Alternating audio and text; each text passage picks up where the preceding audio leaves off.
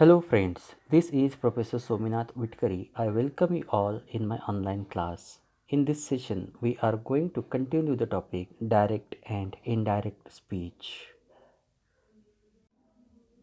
Dear students, at the end of the session, you will be able to change the narration for the given situation, and that is the course outcome of this session. In the previous sessions, we have learned how to change or what changes do we need to make when we change direct speech to indirect speech. We learned that we have to change the reporting verb, then we have to remove the inverted comma, and in place of that we have to take some conjunction. Then we change pronouns, we change tense, we change adverbs, and finally we have to put full stop at the end of indirect speech. In the previous sessions, we have learned how to take reporting verb according to the type of sentence. Also, what conjunction should be taken if the reported speech is assertive sentence or verbal question or WH type question or imperative sentence or exclamatory sentence. So accordingly, we take inverted comma. Also, we learned what are the rules of changing pronoun, changing tense, and which adverbs are changed into what. So that is also we have learned in the previous session. Now in this session we will do the practice of changing direct speech to indirect speech. Okay, let us start. Here is the practice, and first of all we will change assertive sentences. Assertive सेंटेन्सेसचं indirect speech कसं करायचं ते आपण सुरुवातीला पाहूया. First sentence, he said to me inverted comma I can not do it full stop inverted comma close. पहा, I can not do it हे assertive sentence आहे. याच्यानुसार आपण रिपोर्टिंग वर्ब आणि इन्व्हर्टेड कॉमाच्या ऐवजी जे कंजंक्शन घ्यायचं असतं ते घेतो. We take reporting verb and we replace inverted comma by conjunction according to the type of sentence that is in reported speech. So here the type of sentence is assertive sentence, declarative sentence.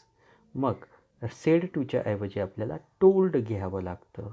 He said to me च्या ऐवजी ही told me, कारण बोलणारा आणि ऐकणारा दोघेही त्या ठिकाणी दिलेले आहेत. So he told me inverted comma काढा, त्याच्याऐवजी दॅट टाका. Now I is related to he. I हे प्रोनाऊन ही या स्पीकरशी रिलेटेड असल्या कारणाने आपल्याला ते थर्ड पर्सनमध्ये चेंज करावं लागतं. He told me that he could not do it. Now next change is about tense. कॅनचं कुड घ्या. कॅन हे सिम्पल प्रेझेंट टेन्समध्ये आहे, त्याला सिम्पल पास्टमध्ये चेंज करा. कुड नॉट डू इट. आणि शेवटी इन्व्हर्टेड कॉमा काढून त्याच्याऐवजी जो फुल स्टॉप आहे तो ठेवा. Second sentence, Mansi said to Mahesh comma into inverted comma I have come to see you.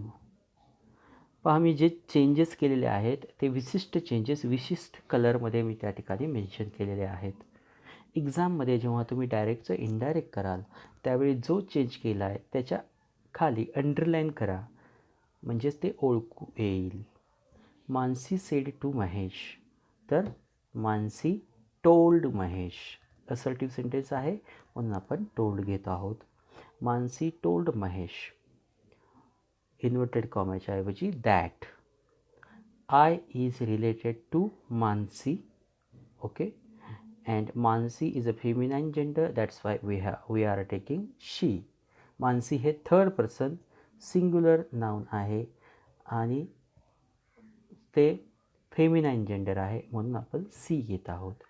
So Mansi told Mahesh that she have come to see यूच्या ऐवजी had come to see you. म्हणजे सिम्पल पास्टचा सिम्पल प्रेझेंटचा सिम्पल पास्ट असा आपण बदल केलेला आहे. यू हे महेशशी रिलेटेड आहे आणि म्हणून आपण त्याच्याऐवजी हिम घेतलेलं आहे. Raj said comma into inverted comma sir I shall submit my homework tomorrow. पहा इथे कोण कोणाला बोललेलं आहे हे नीट लक्षात घ्या. Raj said sir I shall submit my homework tomorrow. कधी कधी वाक्य अशी येतात, ज्याला बोललं आहे तो इन्व्हर्टेड कॉम्यामध्ये मेन्शन केलेला असतो. पहा सर कॉमा म्हटलं आहे म्हणजेच राजने कोणाशी बोलला आहे, टीचरशी बोलला आहे. त्याच्यामुळे इनडायरेक्ट स्पीच करत असताना सरच्या ऐवजी आपण खाली टीचर म्हणूया. राज टोल्ड टीचर. ओके. जरी या ठिकाणी इन्व्हर्टेड कॉमाच्या बाहेर टीचर हा शब्द नसला तरी तो कोणाला बोलला आहे हे ज्या पद्धतीने ॲड्रेस केलेलं आहे त्याने सर असं म्हटलेलं आहे तर त्याच्यावरून लक्षात येतं. कधी असं असू शकतं Raj said dad I want something. So that time he is talking to his father. Okay. तर त्यावेळेस तुम्ही तिथं फादर असं लिहा. सो इथे टीचर आहे म्हणून आपण या ठिकाणी टीचर लिहूया. राज टोल्ड टीचर दॅट. आता इन्व्हर्टेड कॉमाच्या ऐवजी दॅट घ्यायचं. सर पुन्हा लिहायचं नाही कारण पण सरच्या ऐवजी टीचर हा शब्द घेतलेला आहे. Raj told teacher that. आता Raj is a third person. Raj हा जो आहे हा थर्ड पर्सन आहे and I is related to third person आणि म्हणून त्याचा चेंज ही मध्ये होईल. Raj said Raj told teacher that he would. शॅलचं वूड होईल आता कारण ही शूड नव्हे तर हिच्या नंतर आपण वूड वापरतो. He would submit his assignment the next day. His is related to Raj म्हणजेच हे माय हे राजशी रिलेटेड होतं म्हणून आपण त्याचं थर्ड पर्सनमध्ये चेंज करतो. पहा हे जर थर्ड पर्सन असेल तर याच्याशी रिलेटेड आलेले सर्व प्रोनाउन थर्ड पर्सनमध्ये चेंज होतील. So he would submit his homework the next day. Tomorrow adverb हे नेक्स्ट डेमध्ये चेंज करायचं आणि शेवटी फुल स्टॉप द्यायचा. Now change this. I said to my sister I brought a doll for you yesterday. Now notice the changes. Said टूचं told केलेलं आहे. Inverted कॉमाच्या ऐवजी दॅट घेतलेलं आहे. आय हे फर्स्ट पर्सन सीस म्हणजे आयसीस रिलेटेड असल्यामुळे आपण आयच ठेवलं आहे. ब्रॉट हे सिम्पल पास्टमध्ये आहे म्हणून आपण त्याला पास्ट परफेक्टमध्ये चेंज केलेलं आहे. Had brought a doll for her the day before. Next. Captain said to player I can give you one more chance full stop but you must show your character. नाव C. Captain told a player. Inverted comma काढा, that टाका. He could give him one more chance. He could म्हणजे tense change केला आहे simple पास्टमध्ये. यूचं हिम केलं आहे कारण player हा थर्ड पर्सन आहे म्हणून. वन मोर चान्स आणि पुढे बघा फुल स्टॉप होता आणि दुसरं वाक्य तयार केलं होतं परंतु इनडायरेक्ट स्पीच करत असताना ते दोन्ही वाक्य एकमेकाला जोडलेत. बट ठेवून दोन्ही वाक्य एकमेकाला जोडले आहेत आणि यूच्या ऐवजी ही घेतलेलं आहे आपण कारण he is related to player. मस्टच्या ऐवजी हॅड टू घ्यावं. मस्ट जर आलेलं असेल ॲक्झिलरी तर त्याच्याऐवजी हॅड टूमध्ये त्याला चेंज करावं. शो युअरचं हीज होईल थर्ड पर्सन आणि character will remain as character. So your character. आणि finally give full stop. Here inverted comma has come. Don't take it. Remove it. Okay. So character.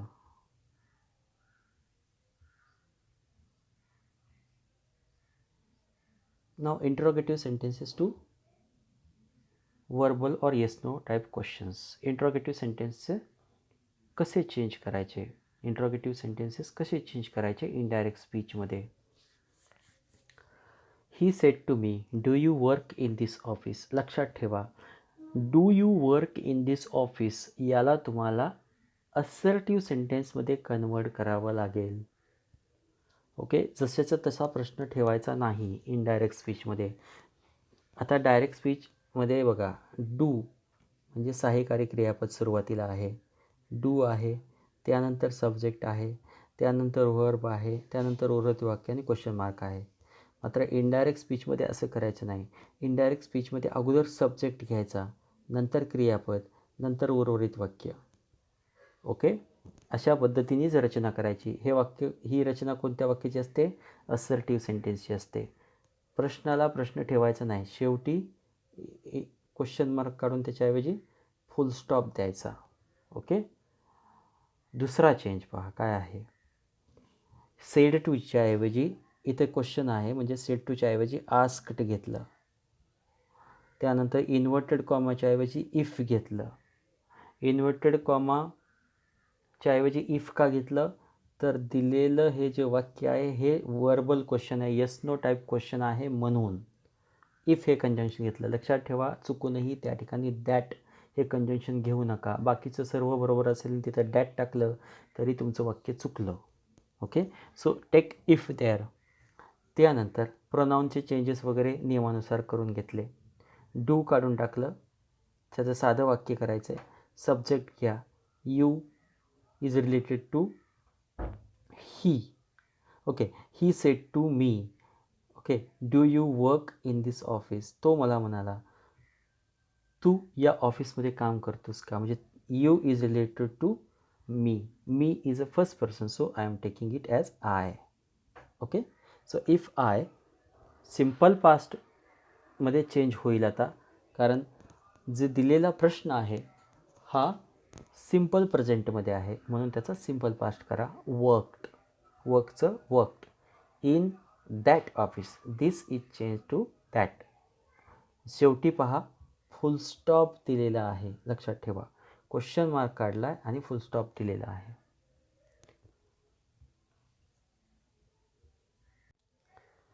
Next, Ajay said to Ram. So in place of said to, take asked, then inverted comma will go, and in place of that we will have to put if. Then did you attend the meeting? Tense कोणता आहे? Simple past आहे. So simple past will be changed to past perfect. Okay, so you attend the meeting, याला past perfect मध्ये कसं करता येईल? had attended. Okay, आणि you is related to Ram. Ram is third person, so that is why you have to take he. If he, then past perfect, had attended the meeting. Full stop. Finally, full stop. Policeman said to Gopal, were you present at the spot of the accident? At the spot, इथे the लिहा. At the spot of accident. Okay, आता पहा, policeman said to Gopal, were you present at the spot of accident? पोलिसमनने गोपालला विचारलं की तू ॲक्सिडेंटच्या स्पॉटला हजर होतास का? आता पोलीस जेव्हा विचारतात तेव्हा ते इन्क्वायरी करत असतात, बरोबर आहे, आणि म्हणून आपण इथे इन्क्वायरी असं लिहिले तरी चालेल. आस्क्डऐवजी इन्क्वायर्ड. वर्बल क्वेश्चन आहे म्हणून इफ घेतलं conjunction. You is related to Gopal. Gopal is third person, so we are taking he. त्यानंतर where you present at the spot हा आहे सिम्पल पास्ट टेन्स, आणि म्हणून याचा पास्ट परफेक्ट केला, had been present at the spot. Gita said to Sita, have you completed your work? Have you completed, have completed present perfect tense आहे, त्याचा past perfect केला, had completed.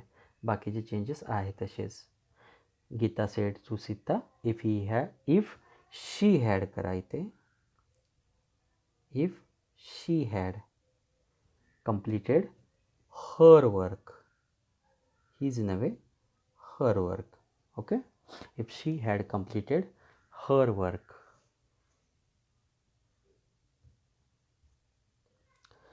Teacher said to us, will you perform a group dance in cultural program? Teacher asked us if, पहा, you is related to us. you हे असशी related आहे. अस एक आहेत का, अनेक आहेत, आम्हाला. आणि मग त्याचा चेंज पण तसाच होईल. असचा change will be we. Okay. Teacher said to them असतं तर them. Teacher said to us आहे म्हणून we. So teacher asked us if we, and then will be changed to would perform a group dance in cultural program, finally, full stop. Now let us see how to change WH type questions. WH type क्वेश्चनमध्ये सगळ्यात महत्त्वाची गोष्ट म्हणजे inverted कॉमाच्या ऐवजी आपण WH word आहे तसाच ठेवतो. दुसरा कुठलाही कंजंक्शन या ठिकाणी घ्यायचं नाही. WH वर्ड आहे तसा ठेवायचा. बाकी रिपोर्टेड स्पीचच्या ऐवजी आस्क्ड घ्या आणि बाकीचे जे काय टेन्सेस चेंजेस आहेत ते त्या पद्धतीने जसे रूल आहेत तसे, म्हणजे सिम्पल प्रेझेंटचं सिम्पल पास्ट हे जे रूल आहेत त्या पद्धतीने चेंज करायचं. He asked me what, inverted कॉमाच्या ऐवजी व्हॉट. आणि रिपोर्टिंग स्पीच काय होतं बघा, what do you like to eat for dinner. तर what do you like to eat for dinner tense simple present आहे म्हणून आपण सिम्पल पास्ट करायचा. So what I like to eat for dinner, LIKED, liked. Okay. शेवटी full stop. लक्षात ठेवा, तुम्हाला assertive सेंटेन्समध्ये वाक्य चेंज करायचं आहे. सब्जेक्ट सुरुवातीला घ्यायचा आहे. Ajay said to Ram, when will you complete your work? Ajay asked Ram when he would complete. When he would complete. Remove this he. When he would complete his work. So that is the correct answer. The captain said to the player, how many overs can you complete? Can you complete or can you bowl? So remove complete there, it is extra. Okay, remove complete. The captain said to the player, how many overs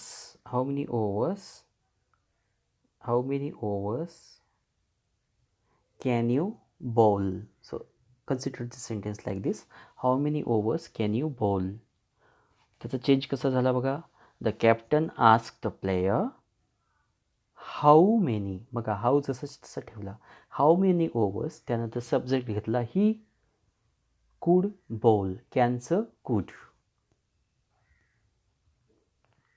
Manju asked what have you made for lunch today mummy. मंजूने कोणाला विचारलं आहे, मम्मीला विचारलं आहे म्हणून मम्मीला अगोदर घ्यायचं. Manju asked her mummy, Manju asked her mummy, और मम्मीच्या ऐवजी मदर म्हणा. मंजू आस्क्ड हर मदर, व इन्व्हर्टेड कॉमाच्या ऐवजी व्हॉट हा जो शब्द आहे तसंच तसं ठेवा. What have made present perfect आहे, पास्ट परफेक्ट करा. What she had made for lunch, टुडेचं दॅट डे करा आणि फुल स्टॉप द्या. The old man said to me, where do you live. So the old man asked me where I lived. Simple presentचा simple past केला. Okay friends, I hope that you have understood today's session. In the next session, we will learn how to change the direct speech of the sentences like imperative sentences, exclamatory sentences, and let structure sentences. So take the notes of this lecture. Thank you very much. Have a nice time.